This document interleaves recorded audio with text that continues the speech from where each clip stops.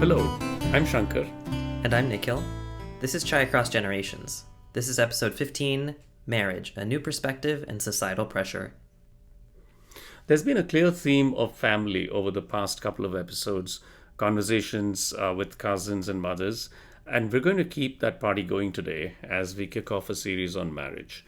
What is marriage? How does our society relate to it? How has our notion of marriage evolved across generations?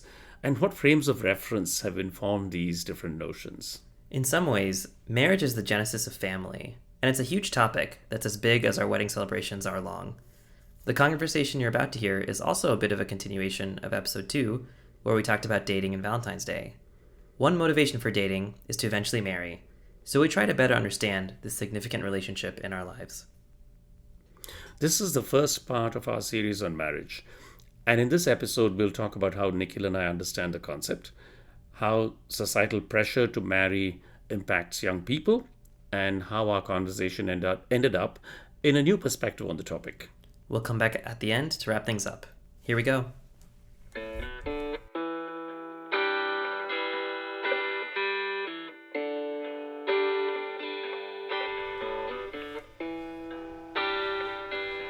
Today, we're talking about marriage, which is a big topic.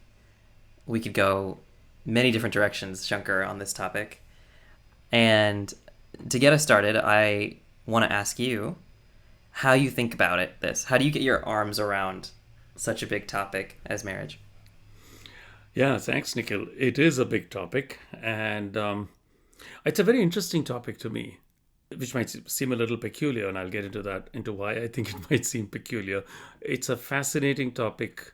It's an important topic, and I'm actually very excited and energized to talk about it.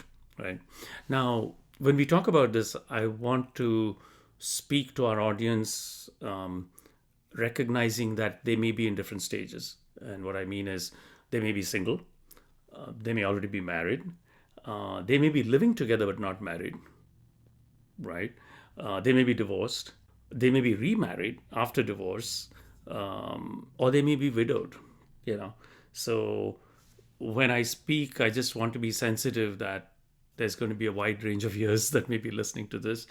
And I hope sincerely that what we have to say will be somehow relevant to almost all of them,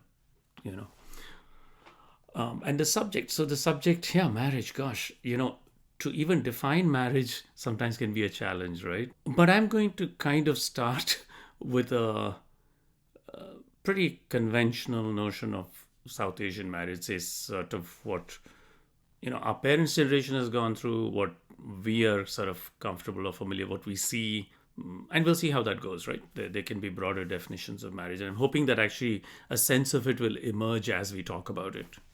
Does that seem reasonable? Mm-hmm. Yeah. I think that sounds really good. And so why is this useful? I actually think that one of the biggest problems is that we very rarely have honest discussions about this topic. I don't remember having a really open discussion about it, in the sense that I believe when my parents started talking to me about these things, they came from a set of assumptions that this is what marriage is all about. It was already framed in their mind. And I didn't feel that there was actually a lot of space for me to present what my thoughts about marriage might be, even though, I'd not been through it at the time, right? So what I'm hoping here is that we can draw a very large circle and a big tent, and which is why I started off by saying, right, living together and not married, that's also there. There's cohabitation. And I don't think we should ignore that, right? So we'll try to draw as big a tent as we are capable of. I know that, I'm not perfect, and I may still be excluding some people, and happy and humble enough to learn about that, right? So we'll try that, and hopefully it'll be of some use. I do want to talk about whether I'm qualified to talk about this, because I'm divorced. So somebody might turn and say, well, this is like the guy who failed the exam coming and giving me advice on how to prepare for it, right? So I'm kind of laughing at myself there a little bit. But look, I actually think that I am eminently qualified to talk about it because I've seen, in some sense, the end of it. Okay. And, I was just thinking, like, if you look at some of the great spiritual traditions, right? The guys who are considered the seers are the guys who have died and come back, sort of, right? Who've gone through it and then they come back and tell you what's going on. So I really think I have a unique perspective to offer, right? And peculiarly, even though I'm divorced, I'm actually a big proponent of marriage. Like, I think it's a great thing. I honestly think it can be wonderful, right? And so I just wanted to start off with that sort of a preamble and throw it over to you. So, do you want to talk a little bit about the same things? What's the kind of audience, the subject, and utility, and what kind of lens can you bring to this that you think? Yeah. I liked that you talked about different audiences, people in all different stages, relationship statuses. And I especially liked your point about why you're qualified. Because there is an underlying assumption, I feel, in our community. And I think this holds true with the older generation more than the younger, but you can keep me honest on this. There's this idea that a relationship ending is failure. It's not a good thing. It's something to be hush-hush about. It's something you don't discuss further. It is a scarlet letter in some ways. And I subscribe to a different belief, which is that it's experience. Yeah. You have experience with marriage, right? You know a lot about it, having been through it, in a way that I don't, because I haven't been married before. So I wonder if that theme will reoccur in this conversation, but I think there is an assumption I'd like to challenge around relationship ending or marriage ending being a failure versus it being a learning experience. Right. In terms of why I'm qualified to speak about this, I do not have the experience with marriage that you do. I can speak about this from the perspective of someone who is still trying to navigate and figure out what marriage looks like for me. I'm not married. I would like to be married someday, and we'll see where my journey takes me. Right. But I can say I have grown up in a household with parents who went through an arranged marriage, and arranged marriage, I feel like, is a specter that's loomed over my life since childhood. Right. Yeah. And I have felt that constantly over the last 30 years. Right. I think there's some societal pressure there. There's a desire to continue that system that has worked so well for generations and generations. Right. And there's a really critical question for me and my generation that moved here to the US of like, well, what do we do? Right? The society here, the Western society, chooses their own partners. It's not an arranged marriage by any means. Right. A lot of our parents had an arranged marriage. So how do you make sense of that tension? Right. And the societal pressure? There's two pressures. This one pressure is to get married. The other is maybe around the arranged marriage, getting arranged marriage versus a love marriage. Right. I'm sure we'll talk about both those two things, but I can speak to what that has felt like, some of the pressure, some of the experiences, how that shaped my perspective on relationships and dating.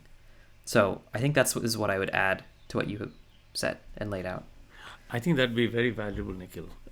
It is very valuable. So, when it was more rhetorical, like when I said qualification. Of course, you're qualified. You're qualified because your perspective is unique. It's intelligent. It's well thought out, and you're a very thoughtful person. So I think it's extremely valuable. So thank you for bringing that perspective. And it's easy for someone like me also to forget. See, experience has this sort of exponentially decaying memory. So we tend to forget what it was like for us to be in those shoes. Not all of us remember it as vividly. And sometimes, maybe we purposefully forget. I try not to, but yeah. Right. So I think that's... Yeah. Right. I think this is one of the cases where our different life experiences is going to serve us tremendously in this conversation. Right.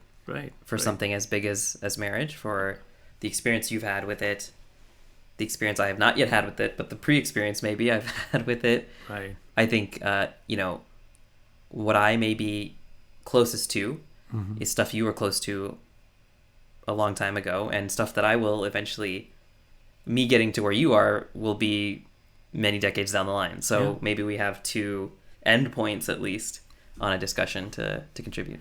That's beautiful. That's a nice way to look at it, right? Yeah. Yeah.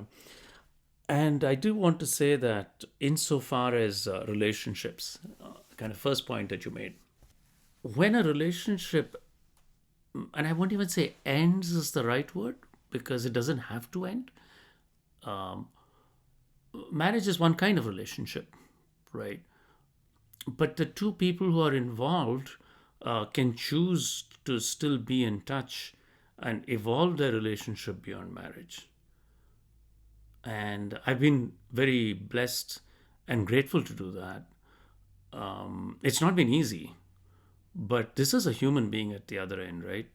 And one can have compassion, you can have friendship, you can have affection, even after the official institution of marriage has ended. Because we are all human beings, for God's sake. We're similar, right? We all feel pain, we feel joy, we feel all those emotions, right? And so there's a certain shared camaraderie in having gone through some of that, and there are other things that can tie us. So I think it depends on the person. So if you come away with the out of a marriage or any relationship, it terminates. Let's not just limit it to marriage. Any close relationship, and it undergoes a major transition where the sort of defining norms have changed, right? If one is very bitter about it, then it is going to feel like a failure, right? But if you take it as a learning experience, like you said, and it helps you grow, then I think it's not a failure. As I said, you may choose to, you may or may not choose. In some cases, it's not appropriate. You just, ships pass in the night, sort of you go to your different ways, and that's appropriate under some circumstances. Some circumstances, those people may continue in your life in different ways at a different level, and I think having the grace to see and accept both, right, continue to be in touch or not being in touch, but cherishing the learning and sort of the growth can be a powerful and positive way. So I agree with you on that, right? I do want to go a little deeper because this seems to be one thing that you have a lot of energy about is the pressure. And you talked about, I think, both familial pressure, societal Yeah. pressure, and I'm sorry if I kind of chuckled when I heard the specter of arranged marriage. Maybe not so much that it's sometimes funny, because when you're in the midst of it, it can feel very not humorous situation, but mainly because it's a shared experience for us. Yeah. And just to pick up a point you made about relationships ending and the way we view it, I think there are two levels. There's the individual deciding how they view it, and then there's the societal view of it. And that's maybe where I want to challenge us a little bit as a society to adopt. If we as individuals adopt what you're also saying, I think societally we can create a better kind of learning mindset around it. I think I have just seen cases, and anecdotally, I guess I've heard of cases where, a relationship ending is, okay, this is hush now. We don't talk about this anymore. Versus seeing it as a progression into finding another relationship or finding a better relationship or something else. So I definitely agree with you there, and just want to highlight, I think the societal piece of this is huge when we talk about marriage. So yeah, around societal pressure, it feels like there's three big events in your life, in our culture. You're born, you're married, you die. Broadly speaking, right? Of course, there's school, there's career, there's other stuff, but the biggest events, the biggest showcases, right, are those three. So it makes sense that when you marry, who you marry, how you marry is ever present in societal discussions. I wonder if in order to understand societal pressure, we do have to tackle arranged versus love marriage, at least to some extent, because an arranged marriage, in generations past, has been very straightforward, maybe is the word I'd use, right? It's the families talk about a union between two people, the union between two families, really, and the couple themselves maybe not having a lot of say. And I'm thinking more like, call it 50, 60 years ago or beyond. People were married young. People had kids very young. People had a lot of kids. That has changed over time. An arranged marriage is a choice made by a family, right? And there's this idea, there's this assumption that family knows best. And your parents know best. Which is, we could do an entire podcast on that idea. So I think where the societal pressure comes in is this idea that society knows what's good for you in terms of taking an arranged marriage or to get married by a certain point. So for example, a lot of what I've seen is you should get married by 30. And if you're a woman, you should get married younger. That's kind of what I've heard from aunties and uncles. It prescribes a very specific life and a time in life for that. And I think that was clear to me at a young age. So I grew up wondering, am I going to get an arranged marriage? Having seen heard that my parents got one. Right. Do I have a choice was a big question. And then at what age? So if I'm 25, 26, 27 and haven't been married, is that a failure? Does that make me a failure? I'm now 30 and I'm not married yet. I think I've shifted my mind from where it was then. But these are like big underpinnings that shaped a lot of my childhood and my adolescence. And the only way I really got through this too was with the support of friends who were going through something similar. Who were saying, hey, I feel the same pressure. And I had a friend and we would write emails back and forth about just trying to make sense of this. Right. How does that all land with you? Well, I can relate to it. I was aware of all this, right? But I was very rebellious as a kid, right, as a teenager. And very early in my life, I had made up my mind that nobody knew better than me who was the right person for me. To be very honest, I was very clear in my mind that my parents would make the worst choice according to my interests. And so while I share your feeling, it's just that my life circumstances were different and I had very little confidence that my parents would know what to do. And so I very early on recognized that if anybody was going to do anything about my marriage, it was me, right? Now, that wasn't entirely wise. I'll tell you. Right. Hindsight is 20/20. And I'll tell you why. Not just because that I'm divorced now. I don't think I'm not trying to say that my parents had chosen it would have been any better. I doubt it, in fact. I still hold to the fact that I would any day make a better choice than them, right? But I want to shift gears a little bit and try to share with you and our listeners how my concept of marriage itself has changed and why I didn't have that clarity before, right? Or at least maybe I don't, rather than say why, to acknowledge that I didn't have that clarity before, and how that clarity since has really, I feel, helped me understand and embrace marriage in all its forms. So, if you don't mind, I'll jump a little bit into that, and then we'll talk about It will also challenge a little bit the idea that arranged marriage is a given in Indian society. And I think that's actually a mistaken notion. I think it's recent, and when I'm saying recent, I mean recent in hundreds of years. But I'm saying if you go back to a long time ago in India, I don't think it was the case, right? And I think it reflects a certain decline of wisdom, spirituality in India. It's quite honestly, in the way it manifests in our parents' generation and before, I would call it tamasic. It's an ignorant way of doing things. And so I'm hoping to give people a radically different idea that will be empowering, right? So the very root of my thinking goes back to a verse in the Yoga Sutra, which goes like this: it says, Bhoga apavargartham drishyam. Okay, so let me explain that to you. Bhoga means enjoyment, right? Apavarga is liberation. for the purpose of enjoyment and liberation is the seen. Drishyam is seen. Okay. Now you can interpret it in different ways. And of course, you may, there's a state of being in yoga and a state of not being in yoga. But the beauty of this very pithy aphorism is it applies always. Okay. So anything you see in your life is either for your enjoyment or it's for your liberation. So if something is not enjoyable, that means your mindset has to change to see how it's actually good for you to liberate you. Does that make sense? Yeah. If something is not for your enjoyment, it must be in service of your liberation. Is that right? Right. Fair enough. That seem reasonable? Yeah.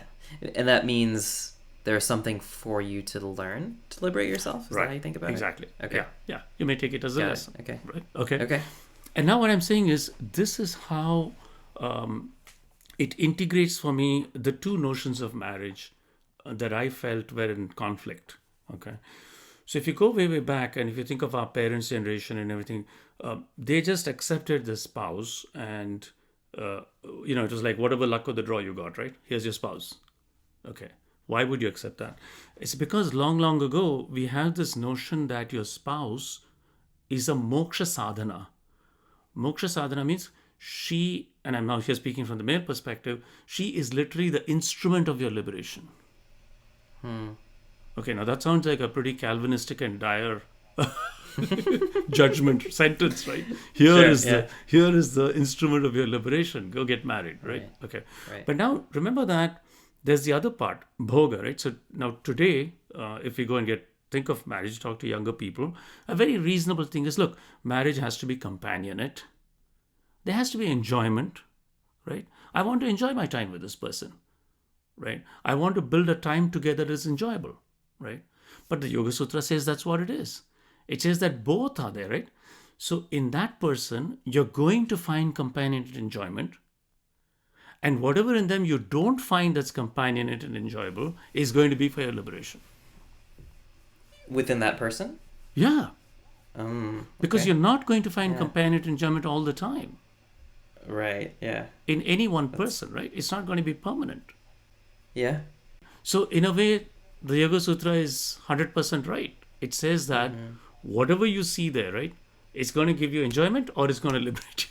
That's interesting. Yeah. I hadn't really thought about it within the context of a person, of a partner that you're with, right? Yeah. And were you saying, if you look back to our parents' generation, that it was purely this idea of liberation? This person is for your liberation, not for your enjoyment?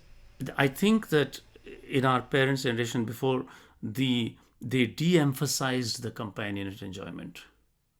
And they became very rigid and Calvinistic about this has got to be for your liberation. So it was like kind of going into a life sentence, right? And if by chance you happen to find somebody whom you got along with in that luck of the draw, that was your good fortune and great, right? At least that's my view. Okay, it's a personal view. It's a perspective, right? Take it for what it is. But that's how I see it. And so I think trying to see this as having two faces is beautiful because you can now see that, well, this is how this generation thinks of it, which is perfectly reasonable according to the Yoga Sutra. This is how your parents saw it, which is also perfectly reasonable according to the Yoga Sutra. Right. Right. Yeah, I mean, it's beautiful. I think it applies beyond marriage to any romantic relationship, to any relationship, as I'm finding many of our topics do. But if we look at it in a romantic relationship or marriage context, it's a beautiful way to look at your interactions with the other person, right? For your enjoyment or for your liberation. You mentioned you feel like this shift toward your spouse is for your liberation only came in the last couple of generations. Have you looked at the evidence, let's say, or is it even available, of what our society was like more than a few generations before that? That's a fair question. And I'll just try to bring you 3 examples that I know of that are part of our mythology and everything. Some might argue part of our history also, if you look at it that way. But basically this concept of Swayamvara. Swayamvara means I choose, my choice. Okay? It's there. It's there in all our mythology. So, there's something people forget. In the old days, spiritually evolved women like Sita, like Draupadi, like Damayanti, chose their husband. Swayamvara. It was not arranged. Suitors came. So why did we forget this? Of course, they were spiritually evolved. There's no doubt about that. They had tremendous powers of discrimination, right? As is evidenced by all the things you read about them. But they could choose. And nobody did any arranged stuff, right? In their cases. So my first thesis is that to think that it was arranged for everyone is, I believe, a misunderstanding and a misconception and a misinterpretation. But then, hopefully, in this conversation, as we go along, I'll talk a little bit about also why it came that way. It's not like I'm bashing only on it. I think there are some very good points about it. There's a lot of wisdom in it too. But I think it really depends on the child involved, the person who's going to get married, and the parents, and the quality of their discrimination and understanding, and their, to go back to my good old litmus test is the guna balance. How sattvic are they, or how rajasic are they, or how tamasic are they? Depending on that will depend whether it's arranged marriage is going to work, or self-chosen swayamvara is going to work. So I think that's how I see it.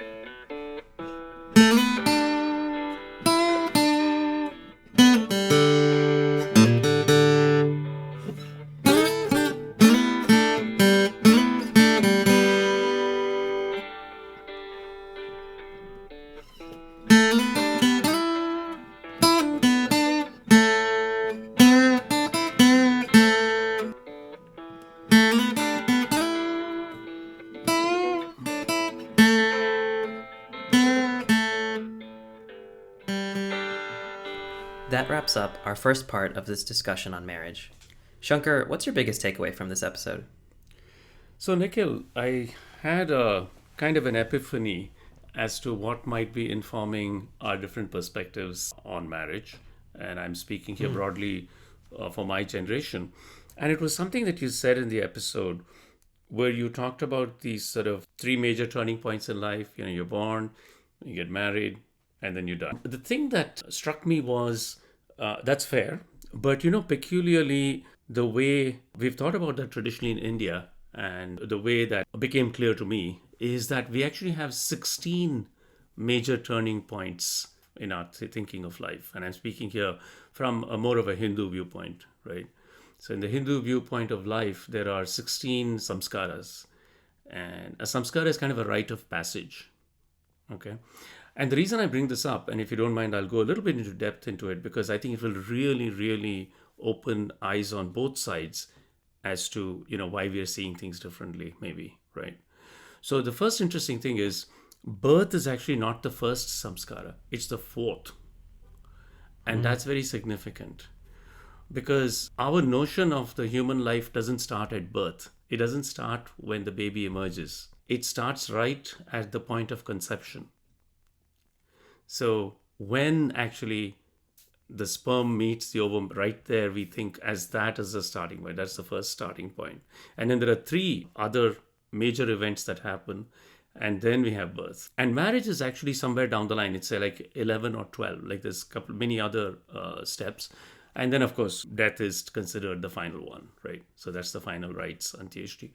And the reason I bring this up is I think I found the key that really now helps me understand how in society, so many things, our notions of, abortion, contraception, sex, marriage, all of them become really clear if we understand this different conception.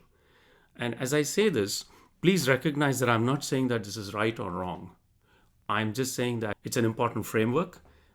It had definitely a relevance in time. And as we reevaluate our views, it may be useful to understand this as a framework. So we start with this idea of, we call it garbhadanam, so literally the gift in the womb is one literal translation of it. And then of course there's a very significant part which is called semantonayanam, where literally what is done is we draw in the consciousness or awareness into the fetus, okay?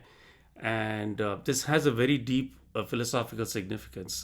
There's something called the Aitareya Upanishad, where it talks about how does consciousness enter a body, right? After all, what makes a body a corpse and what makes it a living person, right? And in our Hindu view, and I can tell you that this is not just a theoretical concept for me, but it's something that I have experienced. So my conviction in it is not abstract, and it's not intellectual, it's not separate, right? And that's why I'm very deeply convinced of that being a true thing, which is literally that's how consciousness descends into us at some point, right? In the interim. And then you have birth later down. This framework doesn't necessarily take a political view on any of the concepts that I mentioned, but it's something that if somebody has experienced and then it has become soaked into our socio-cultural framework, it is going to inform that generation's way of thinking. Not everyone in my generation may have experienced this experientially. It may be an abstract thing for them, but they have soaked into this over generations, this socio-cultural concept. Straight away, the notion of birth not being the starting point at the moment that the fetus emerges from the womb is going to change your view of many things. Again, I'm not here to take a stand on it being right or wrong. There are many other issues at stake. There are, a woman's right to choose. There are very special circumstances. So many things we can think of. Mother's health, etc., etc. I'm not trying to argue for one case or the other, but I'm just saying that without this framework, if we think that, birth starts there. The second important thing, more relevant to marriage, is that fundamentally in the Hindu view of life, what is the purpose of sex is very important. Again, I'm not saying that one view is right or the other view is wrong, but traditionally and in Hindu and many other faith traditions, the purpose of sex is procreation. But we also know that sex is pleasurable. Intensely pleasurable, probably one of the most intense pleasures. We cannot deny that, right? Mm-hmm. But sort of which way we sit on this, right? It's going to change the way we view things, is all I'm trying to say, right? So if we want to understand each other, now I'm not trying to say that we should deny that sex is pleasurable, right? But if we don't understand that there is a viewpoint that sex is sacred, is for procreation, and that a person should restrain themselves outside of that. There are people who think like that. And rather than thinking that as outlandish and kooky, I'm just saying, look, just consider this as another viewpoint. And if somebody thinks that way, then everything about premarital sex takes on a different way. And again, I'm not here to prescribe or impose a moral code on anyone. But if I choose to hew to a moral code, that's my choice. That's what I'm trying to surface. And you may do it after making a lot of mistakes. Okay? Yeah. Right? You may make mistakes and you come around to this thing like, look, this is a responsible way of doing things. And so I think just understanding the sequence of the sacraments or the samskaras or the rites of passage in the Hindu view really changes the way. So at one time, it was thought that the sequence of events that I mentioned, you're born, and then you're meant to study, restrain yourself, your sexual urge when your hormones are raging, complete the study, and then once you've finished your studies, you kind of enter into the householder's state. And peculiarly, a part of our marriage tradition is the groom actually decides to walk away and take monkhood. It's called Kasi Yatra. And the father of the bride restrains the groom. We enact this symbolically. But in certain times, it wasn't symbolic. Like the person would have such a spiritual experience that they would see through the hollowness of worldly life and want to go away and become a monk. And this is enacted. And then the father of the bride draws the person back and tries to explain to them, because this is part of our mythology, that look, you can also lead a spiritual life in the world. And there's nothing that is contradictory about being married and also being spiritual. And so this whole thing, it's beautifully enacted if you really understand what it is. And it's not just a farce. It speaks to something very fundamental within us, that we're both spiritual people and we also live in the world. And when we really understand that, I think that we come to a very nuanced view of all these concepts. As long as the younger generation is willing to acknowledge that there may be people who have thought with a lot of wisdom, with a lot of sitting in meditation, being deeply spiritual, and come to these understandings. and that they've soaked into our culture and have become part of our social cultural fabric. And so when you question them, please do. Please do question them. Please take whatever behavior suits you. I firmly believe in complete freedom. But there is a part of your wisdom that's also going to hold you back at some points. Listen to your conscience. There's no right or wrong here. Eventually, you decide what it means to be good to yourself and what it means to be gentle with yourself. And that'll become clear. Yeah. That's kind of what I wanted to share. Yeah, that's beautiful. We have to understand these underpinnings of why someone thinks the way they think. Right. Whether we disagree or not, or whether we have different view or not, if we can go a little bit deeper, be curious as to why they think that, as we said, instead of the 3 stages that I pointed out, the 16 stages that you pointed out from the spiritual learnings, that might help me better understand you in that conversation. Yeah, I think it's a poignant point of how we can better communicate across generations, because that's probably where some of that difference is coming from. It reminds me a bit of the Good Life episode where we talked about the underpinnings of a good life. Right. And that theme is coming through here as well. Yeah, and I want to say something strongly in your defense, which is, unfortunately, many people in my generation don't pause to explain this. So when you ask somebody, they say, that's how it, that's how it is. You've heard it. I'm saying it in Tamil. Oh, That's how yes. it's said. I've definitely heard it. அதெல்லாம் அப்படிதான்.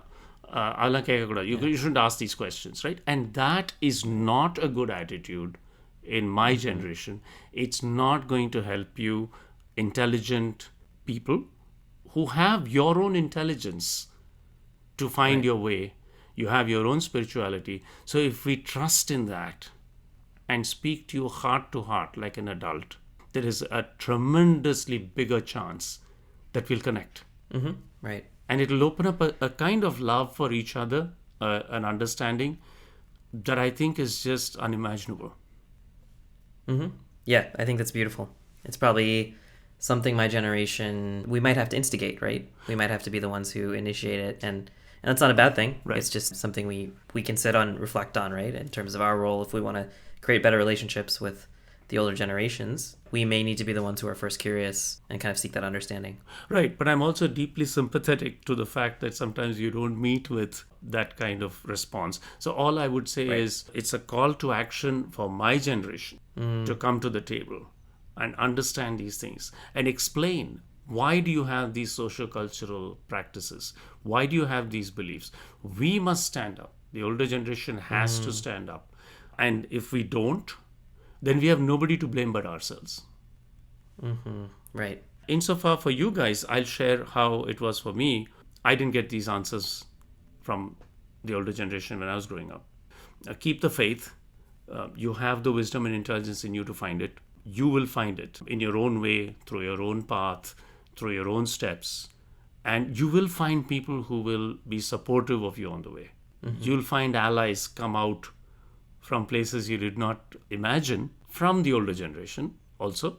Right? They may not be whom you had first sought out, but they're there.